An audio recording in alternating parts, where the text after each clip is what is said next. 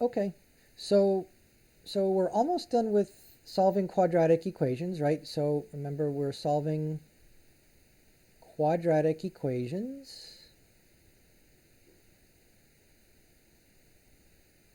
And right, in their standard form, they look like this, right? Ax squared plus bx plus c equals 0, right? And so we're solving for x, although it's not always x, but yeah, solving for x. In the problems we've been doing, they've typically have been x, but I think we had some for y, some for m, some for n, some for q. So the variable here does not have to be x, but for now, let's suppose it is, right? So we have three different ways of doing this. So let me remind you of how we can solve equations like this, quadratic equations. We have three different methods, right? The first method was factoring. Right?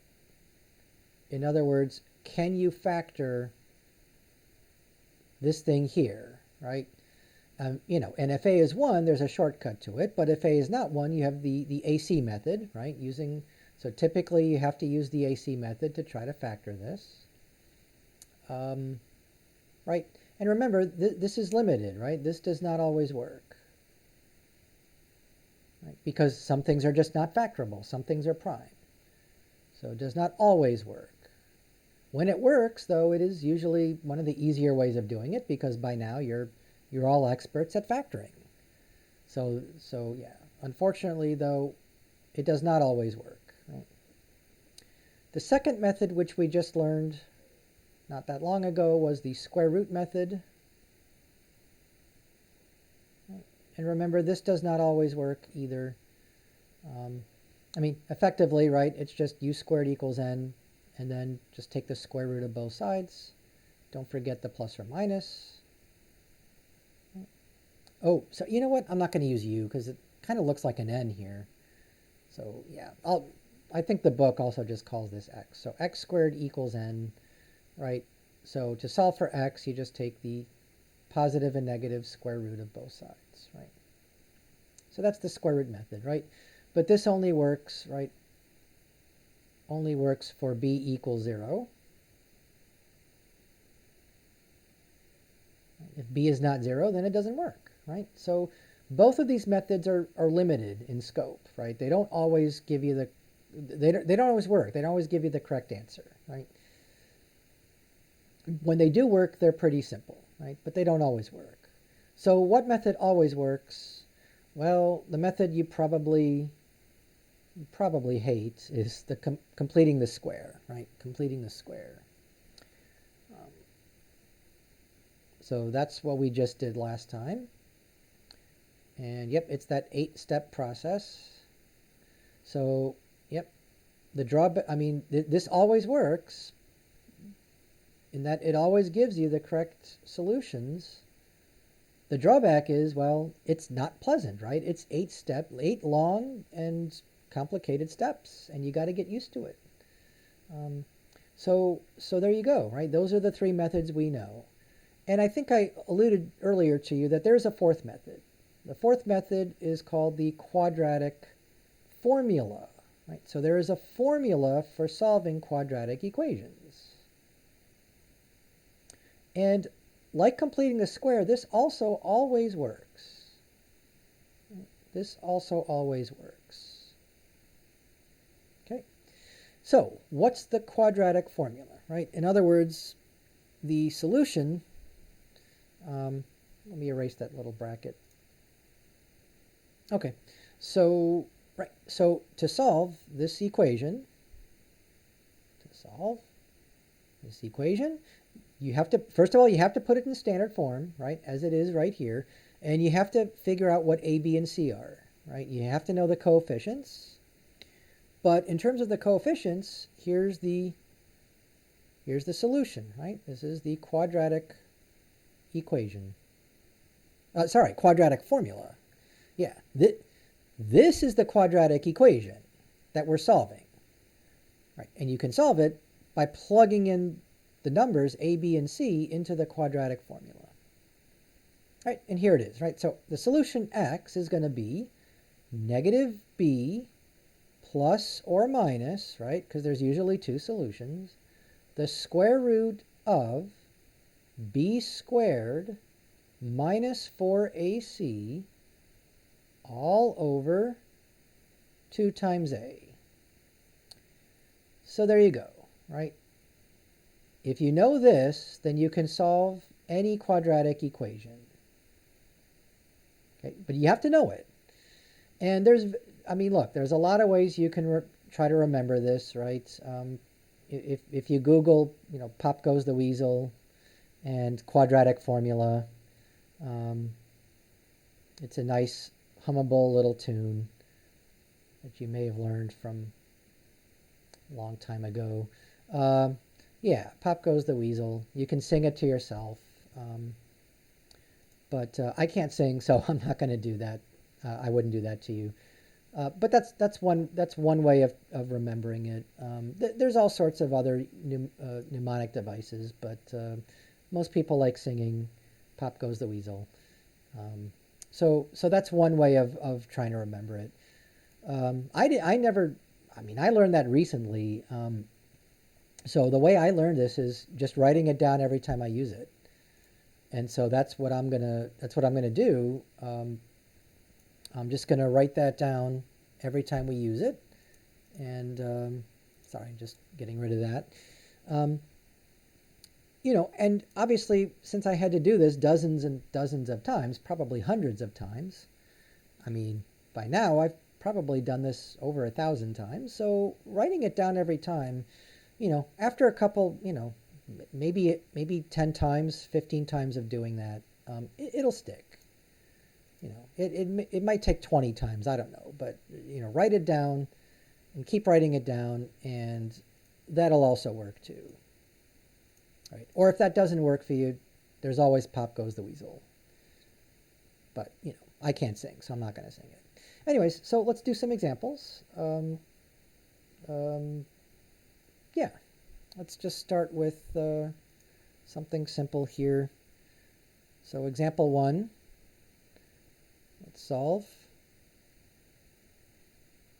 by using the quadratic formula. Let's do 6x squared minus 5x minus 4 equals 0. Okay. Well, right, this is already in standard form.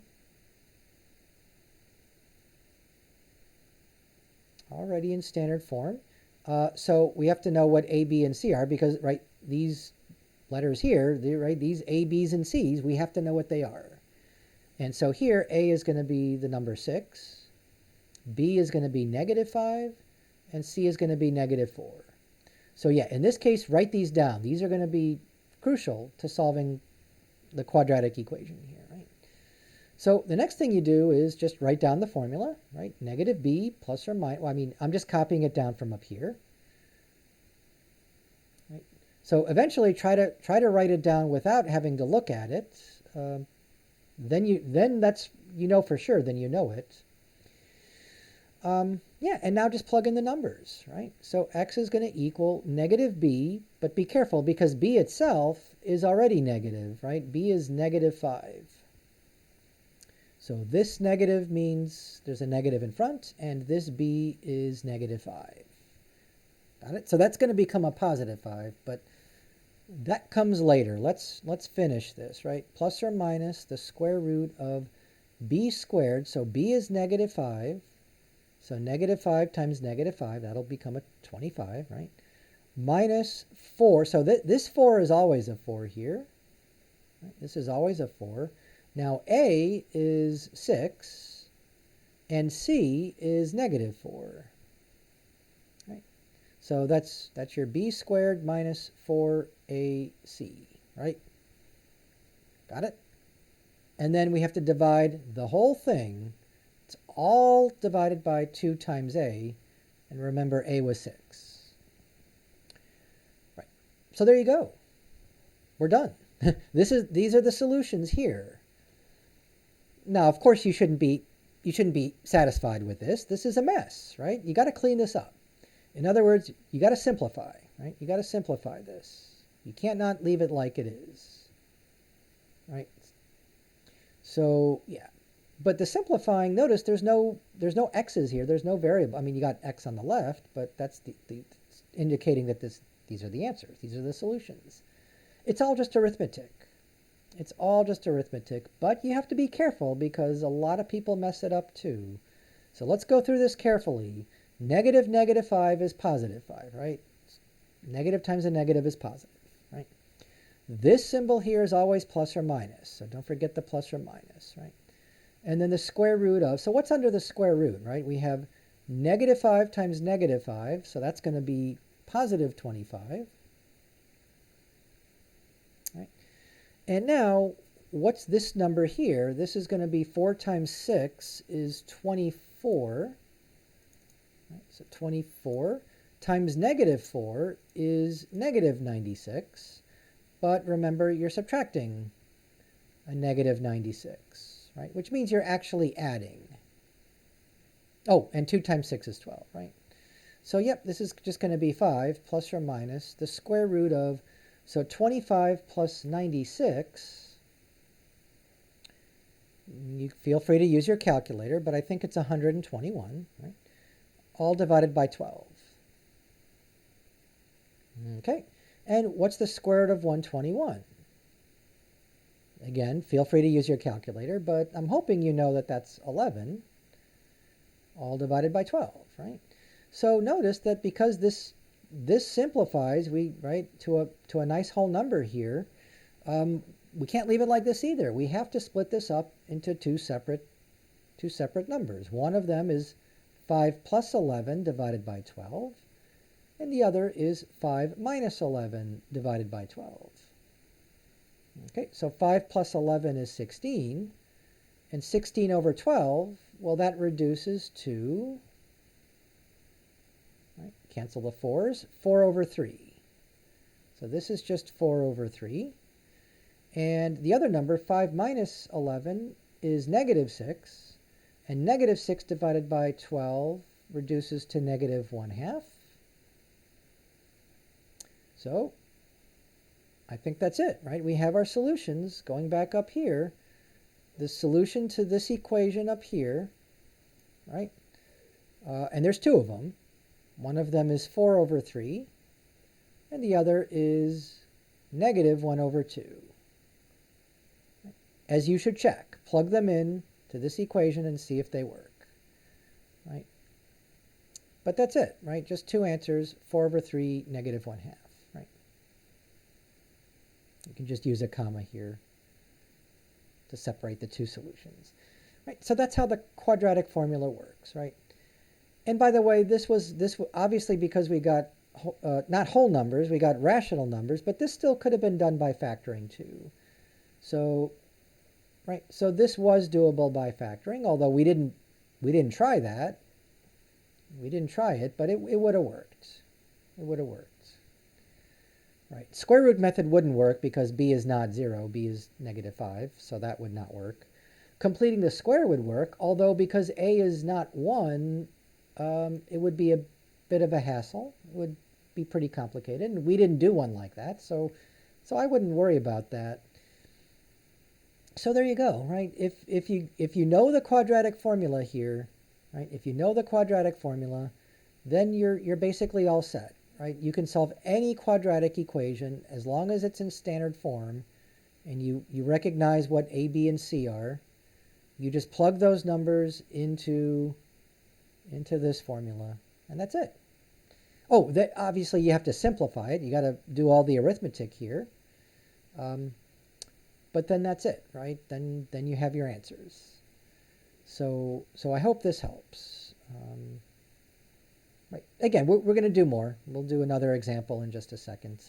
I just want to go through this and make sure you can follow all the steps here too. Okay. Oops. So next example. Yep. So I just wanted to move it up there. Solve by using the quadratic formula. X squared equals 14 minus 3x. And this should look familiar, right? This looks like something we've done before, and in fact we have. But we're going to do it again, right? We did it by using a different method. It was just in the last video, right? So it wasn't that long ago. Okay, so quadratic formula, right? We need to know the quadratic formula. So here it is again. Negative b plus or minus the square root of b squared minus 4ac all over 2a. So yeah, if you don't know the quadratic formula, then you're sunk here. You can't do it that way, right? So yeah, your only other alternative was to complete the square. That's how we did this last, right? Now, what's our a, b, and c? Well, it's pretty clear a is 1 here. However, b is not 14, c is not negative 3. This is all in the wrong order here. This is not in standard form. So yeah, we got to write this in standard form. So I'm abbreviating standard STD. I hope that's okay. Yeah, so add the 3x to both sides. And then subtract the 14 from both sides, right? So as before, we got x squared plus 3x minus 14 equals 0. Okay. So now it's in standard form, which means a is 1, right? So be careful. A is not x squared. The a does not include the variable x. It just includes the number in front, in this case 1, right? Likewise, b is not 3x, right? B is just 3. And of course, c is just negative 14. So these three numbers are what we're going to plug into this formula up here. Okay? So let's do that. That's the next step here, right? So we have the quadratic formula.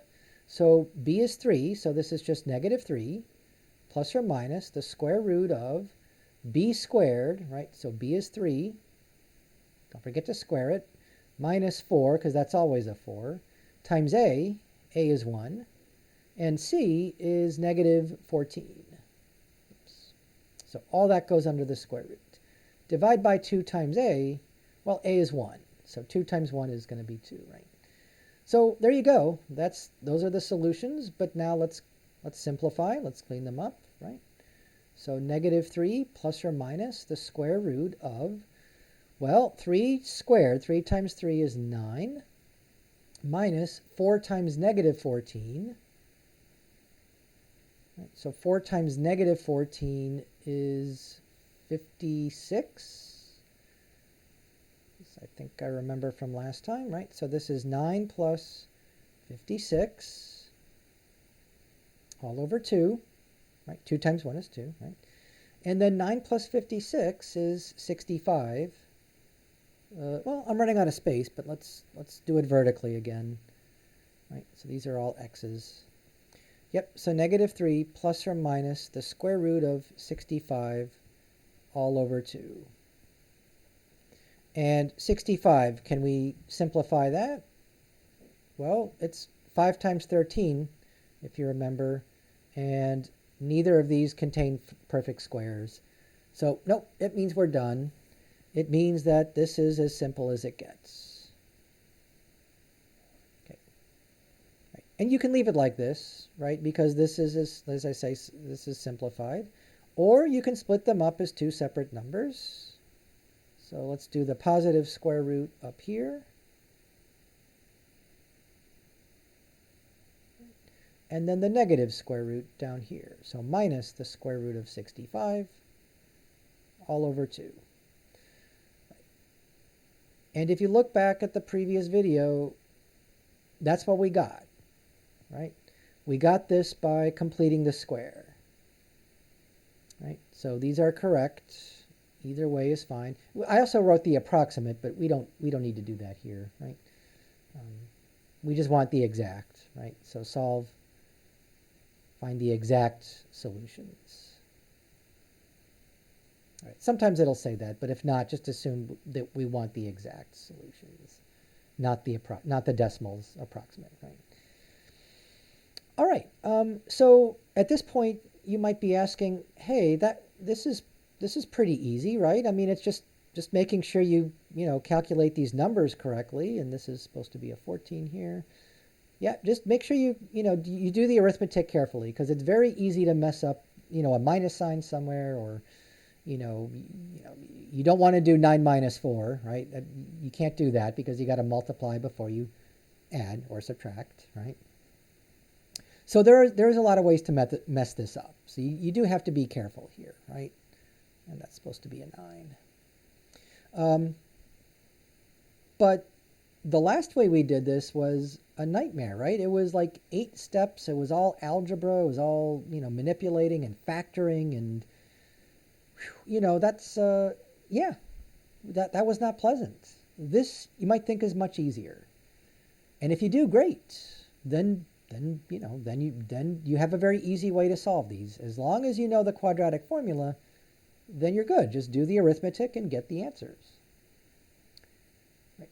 So you might be wondering, then why did we need to complete the square at all? Why didn't you just give us the quadratic formula and we could have done it this way? So that's a fair question, right? That's a good question. So one response is, well, okay, so I just gave you this formula, right? Could you have figured this formula out on your own? Maybe. It's not clear, right? Where does this come from? Where is this, right? So I'm going to show you how to get this in a separate video, right? That'll be part 2 here. Okay, so where this formula comes from in the first place, that's still a bit of a question mark. We don't know, right? We don't really know where this came from yet. Maybe some of you know, but a lot of you probably are looking at this and saying, why, right? Why is this negative b? Why is it not positive b, right? Why is it b squared and not b cubed? Why is this minus 4ac and not minus 5? I mean, this looks kind of random here, right? So I will show you that this makes sense later. That this is the formula that works, and I will show you how to figure it out. But it's not easy, right? So just giving you the formula, great. Then you just plug in the numbers and you get your answers here, right? So, but if you don't know the formula, then you have to complete the square, because there's no other option, right? So that's one answer. Another answer is that the process of completing the squares is sort of this logical process that does come up in other contexts. Now, if you're not taking any more math courses, yeah, I can say with pretty high confidence that you're never going to need to complete the square again, right? On the other hand, you might have to solve quadratic equations like this. And so you can always just use the quadratic formula, right? But if you are going on to, say, college algebra and pre-calculus and calculus, completing the square, while it's not like an everyday type of thing, it is something that does come in handy. And so it is a useful thing to know, okay? Going forward in higher level mathematics. So it's something we do want you to get used to, completing the square. But again, it's, if you're not going on to any other math courses, if you're only taking statistics, right, you're probably not going to need to complete the square. In fact, I can tell you you're not, right? It's not part of the course. So, or math for liberal arts, obviously you're not going to complete the square there. But if you're taking college algebra, it might show up. You might see it there. And so in that case, you should get used to completing the square. All right, enough about completing the square. Let's do another example of solving using the quadratic formula. Okay, so here's our third example. I think this is number 3 for this video, right? Solve r squared minus 4r plus 53 equals 0. So first of all, you should recognize that this is a quadratic equation because it's r squared, right? And it is in standard form. I'll spell it out this time. It is standard form, right?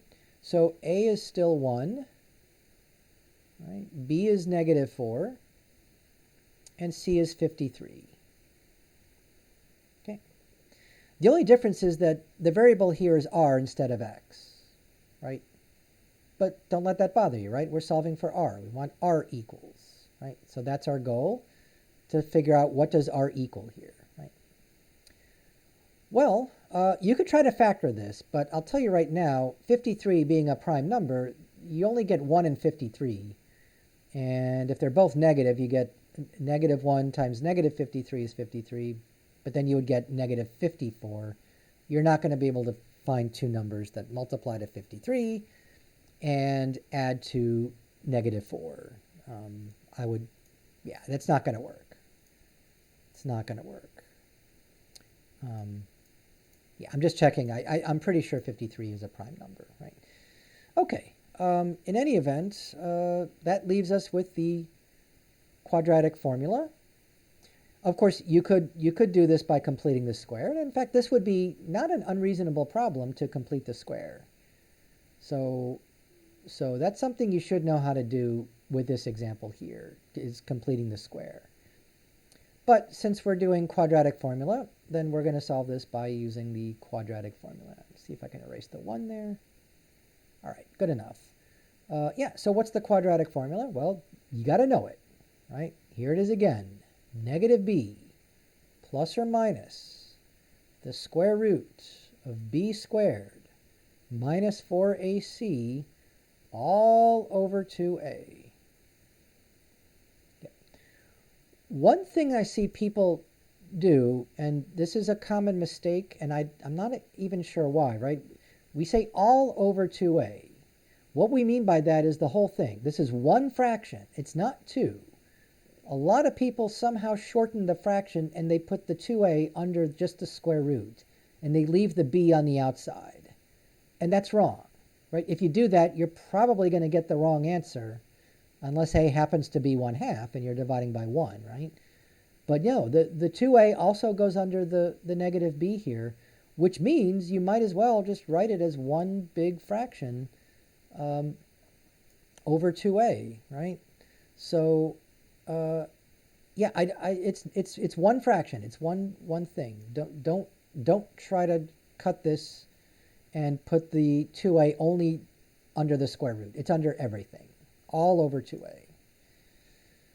Okay, anyway, so that's the quadratic formula again. The only difference here is that, right, this is an r instead of an x, but that's the only difference. Everything else is, everything else is the same here.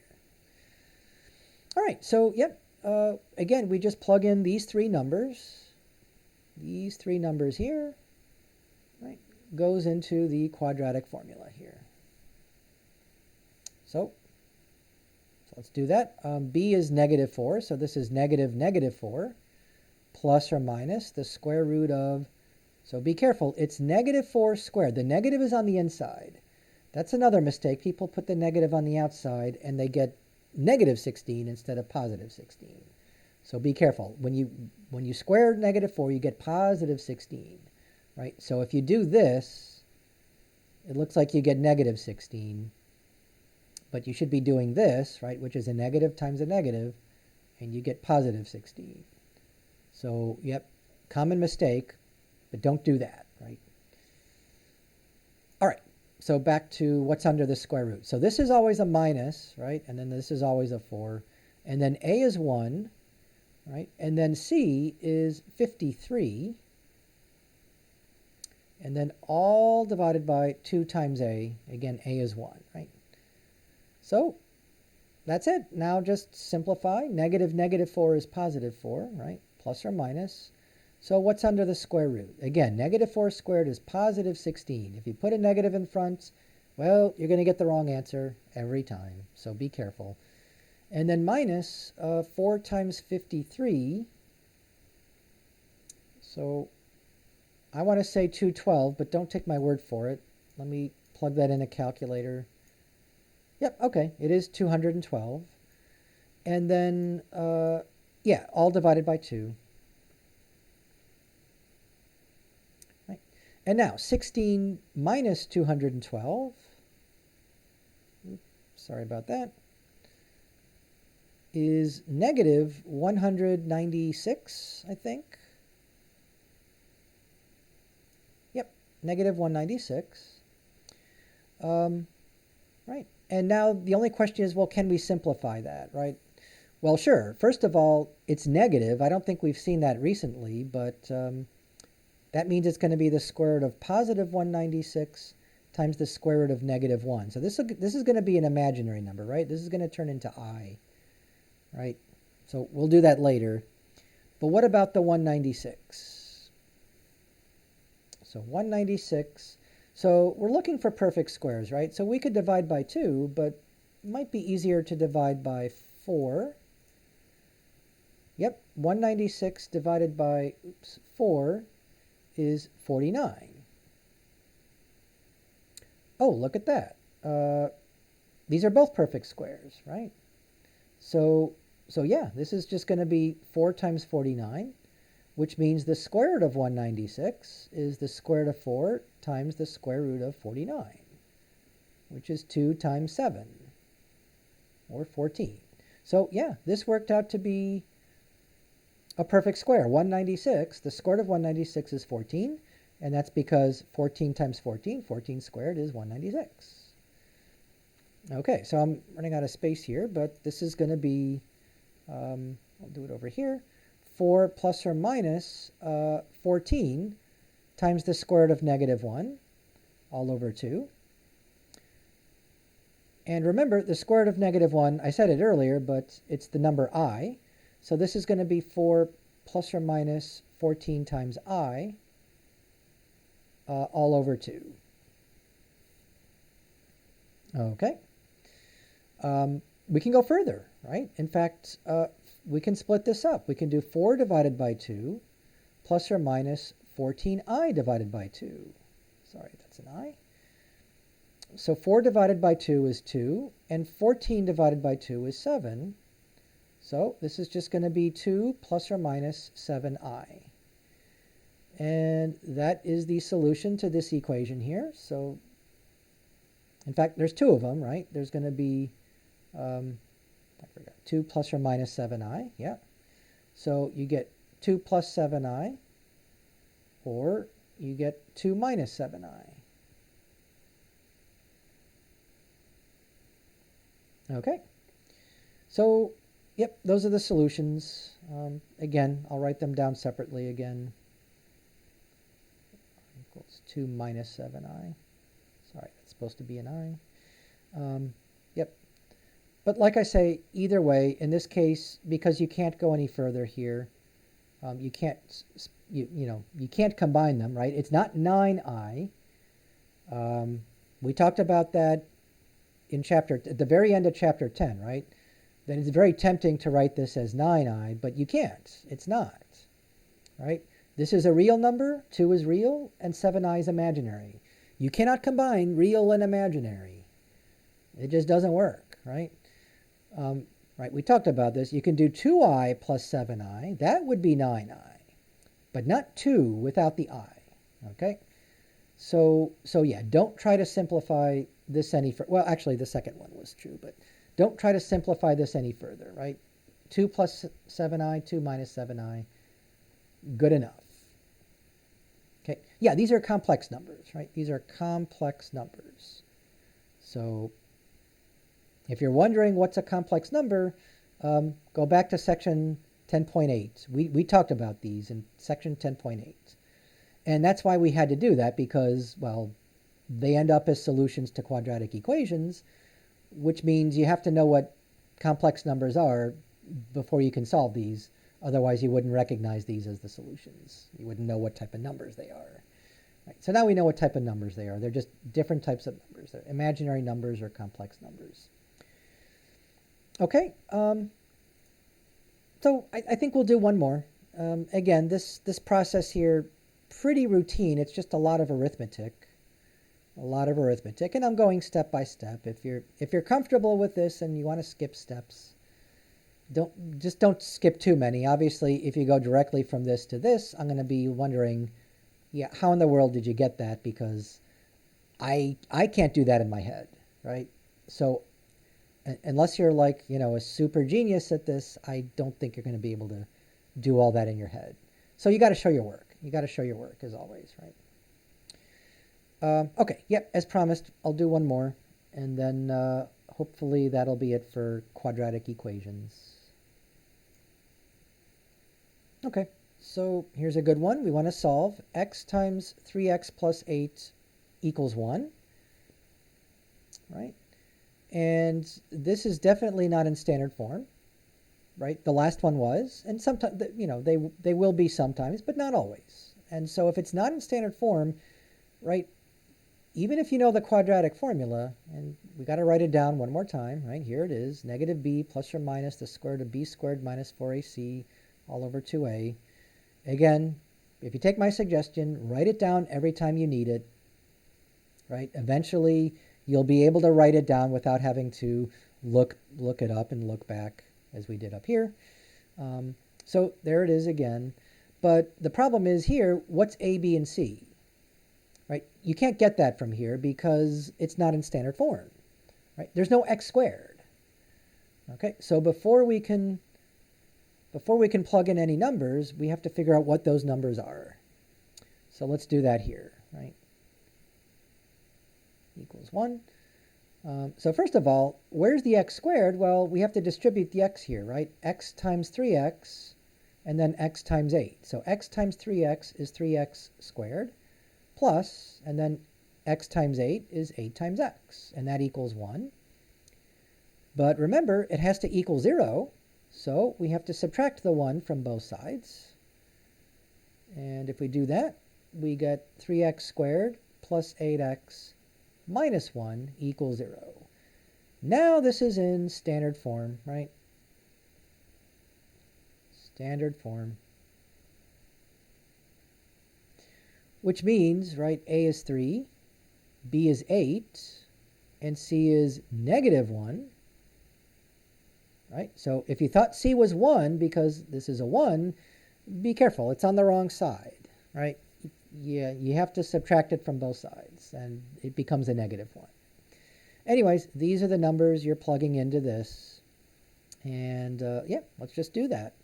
So negative b is 8, so negative 8, plus or minus the square root of b squared is 8 squared, minus 4 times a is 3, and c is negative 1, all divided by 2 times a. Okay. Again, those are the solutions, but we want them as, you know, neat little numbers here, not, right now it's a mess. So to clean that up, the negative 8 is good, the plus or minus is good, but what's under the square root? So 8 squared, 8 times 8 is 64, and then negative 4 times 3 is negative 12, but negative 12 times negative 1 is positive 12. And then all over 2 times 3 is 6, right? So this is looking better already. Okay, I'm just going to go vertically here, right? So negative 8 plus or minus, so what's under the square root? 64 plus 12 is 76, and then all over 6.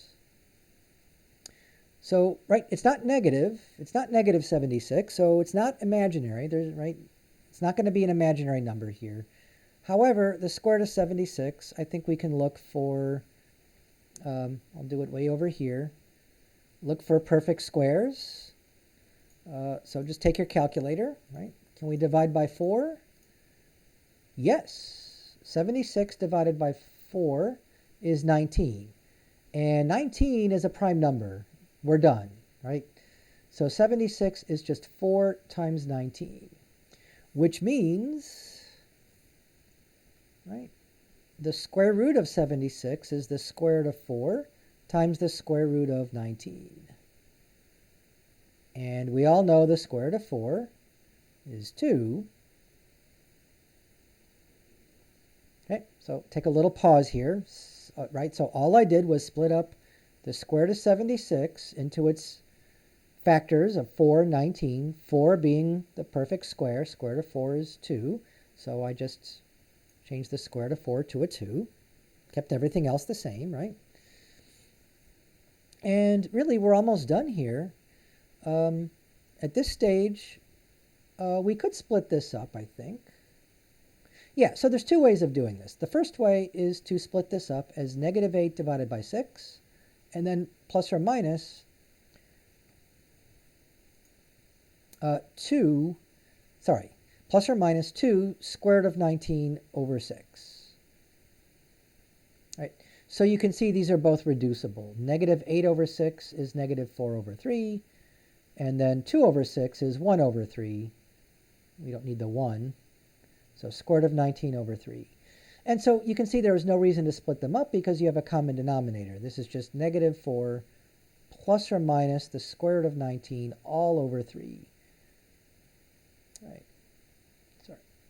One big fraction here, right? So that was one way. The other way is just to factor out the 2 in the numerator here. Factor out the 2, and you get negative 4 plus or minus the square root of 19 as the other factor. And then the denominator 6 is really just 2 times 3. And so, yep, when you cancel the 2's, you end up with this, right? So that's the other way of doing it.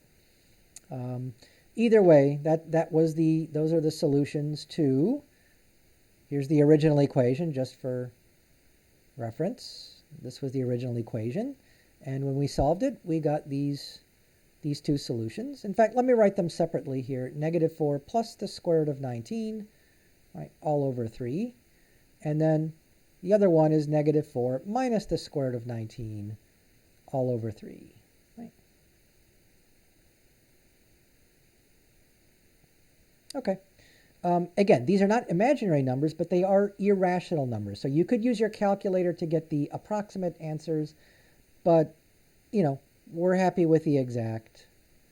Of course, for you engineers out there, typically you're going to want to approximate these. So I guess I'll do that, but don't expect that to be part of the question. I don't know. In some cases, it might be. So let's go ahead and do that. Okay, well, I got 0.12, positive 0.12, and negative 2.79. So I guess I'm rounding to 2 decimal places. You know, you can round further, or you can, well, round less actually. So negative 2.786299, right? And I forgot what this was, but I think it was 0.1196 something. Yeah. So just pay attention. If they do want you to approximate, pay attention to how many decimal places. This is 2 decimal places here. Right? The 7 and the 9 after the decimal. Right? Well, this would be 6 decimal places. And this would be 4 decimal places. DP, decimal places. But again, that's not something we're going to ask. It's just not necessary. But again, it's important to know that these are actual numbers. They just look weird because of this the combination of the square root and as irrational numbers. But, you know, in some cases you just have to get used to that, right? You know, you might like them better as decimals. You might think it's sort of more down to earth. But that's all they are. These are the exact, and then these are the, here, let me write this down here. These are the approximate.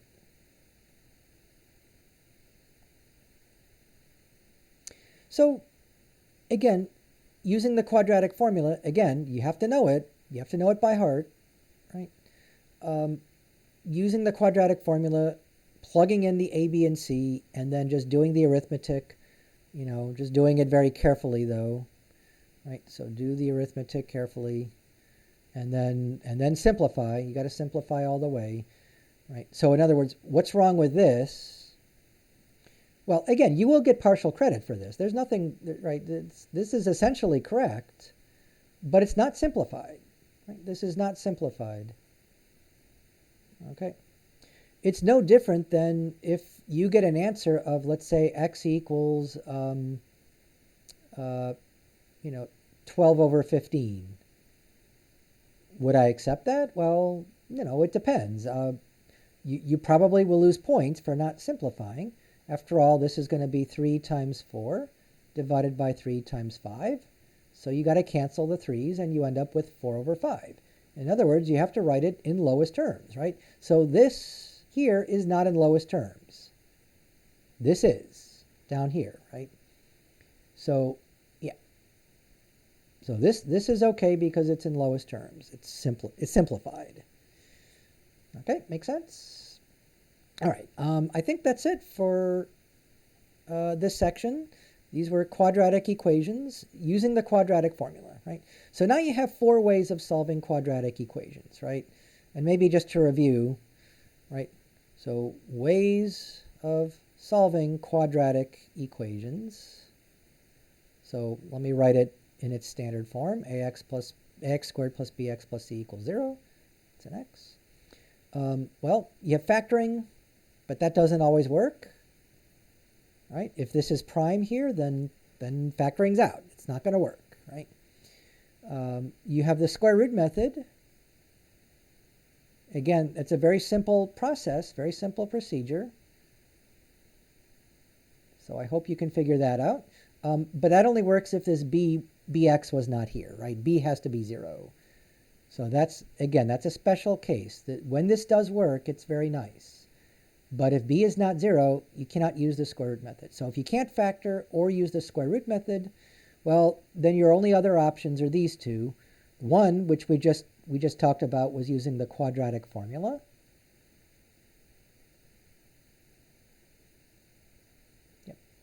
Yep. And I know it might take you a while to memorize, but like I say, either sing it to yourself, pop goes the weasel, or just write it down every time, like I have been doing. You see me writing it down right here. Every time I use it, I write it down. You know, and obviously, if you don't know it, then look it up and then write it down. But if you do this, 20 times, 30 times, 100 times, it'll stick. You'll get used to it. You'll get used to it. So yeah, quadratic formula, one last time.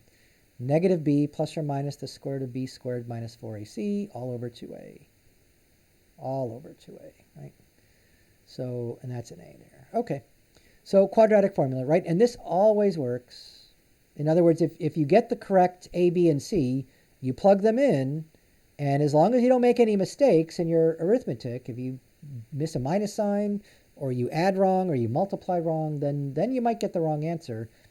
But if you put it in correctly, this always works. It always gives you the correct answer. And then there's the third method we talked about was the horrendous completing the square.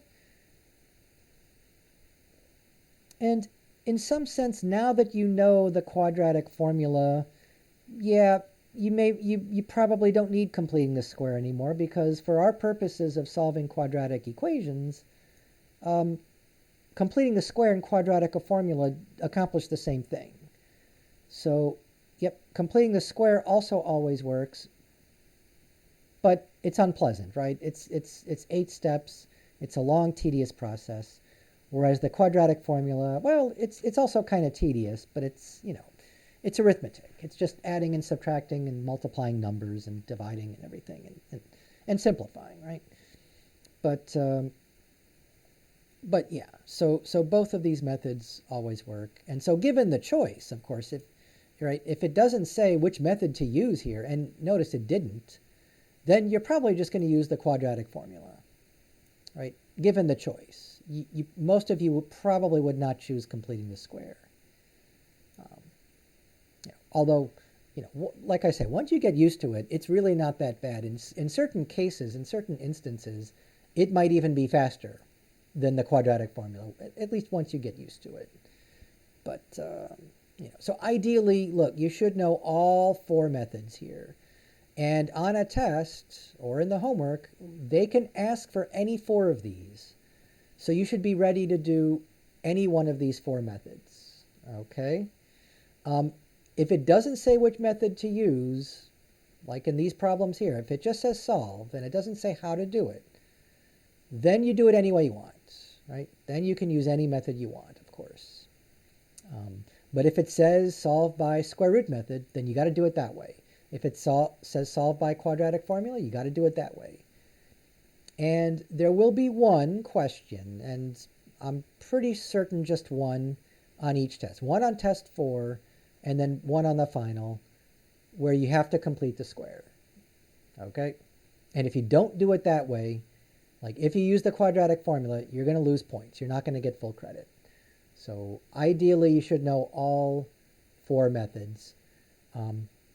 But of course, you could just get away with one, the quadratic formula. But don't rely on it, because in other cases, these might be easier, or they might be forced on you because it says you have to use a certain method. Okay, so I hope that helps.